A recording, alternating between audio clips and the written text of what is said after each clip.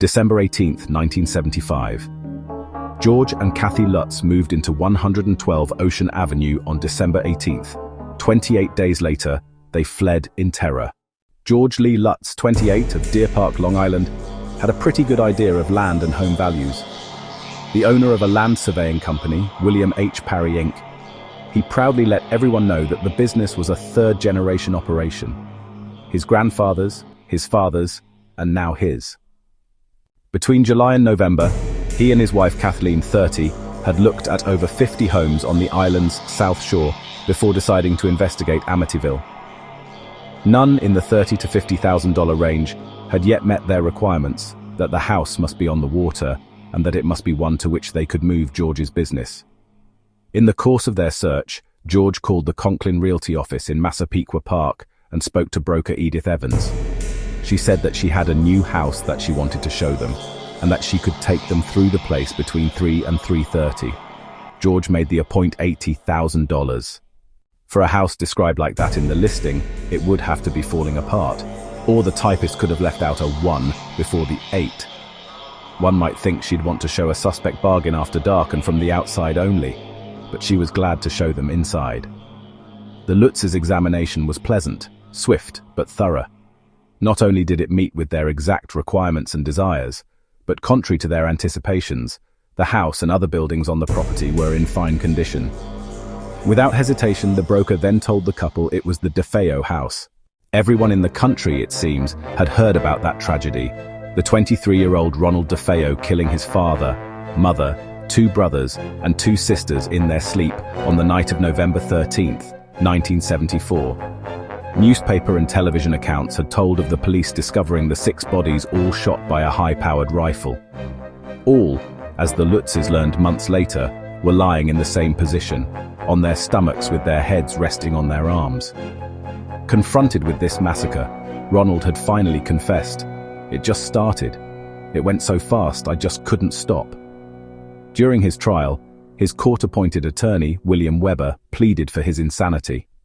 For months before the incident, the young man testified, I heard voices.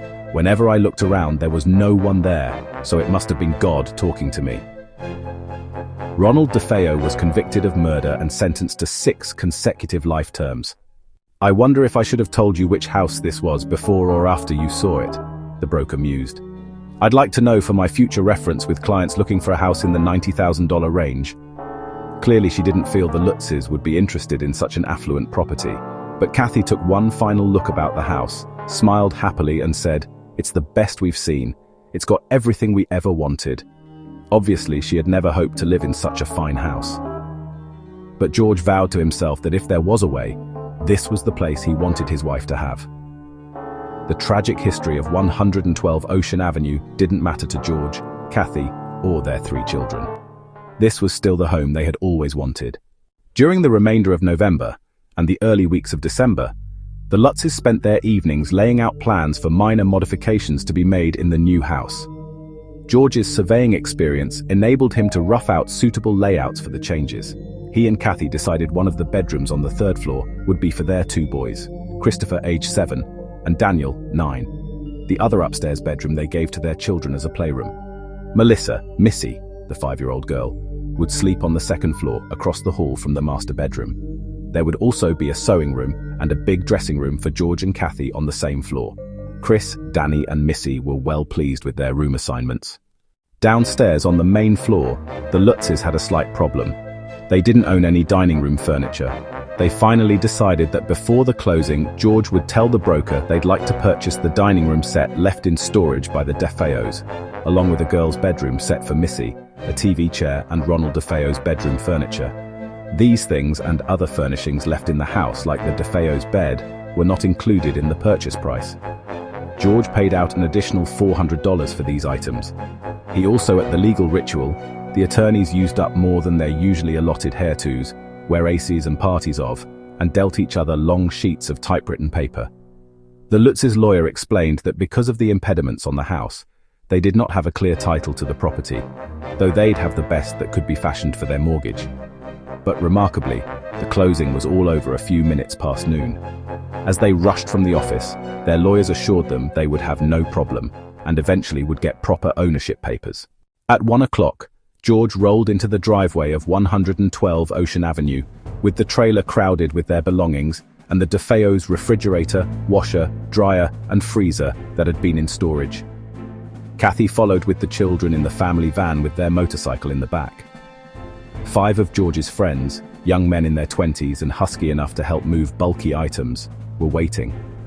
Furniture, boxes, crates, barrels, bags, toys, bikes, the motorcycle, and clothing were taken from the truck onto the patio at the rear of the house and into the garage. Then George walked to the front door, fumbling in his pockets as he went, searching for the key to the door. Irritated, he returned to the truck and thoroughly searched it before admitting to his assistants that he didn't have it. The broker was the only one with the key, and she had taken it with her as she left the closing.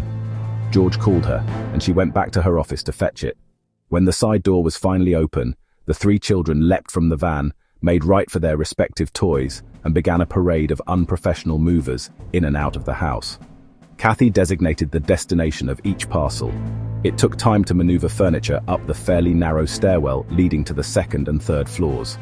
And by the time Father Mancuso arrived to bless the house, it was well after 1:30 p.m.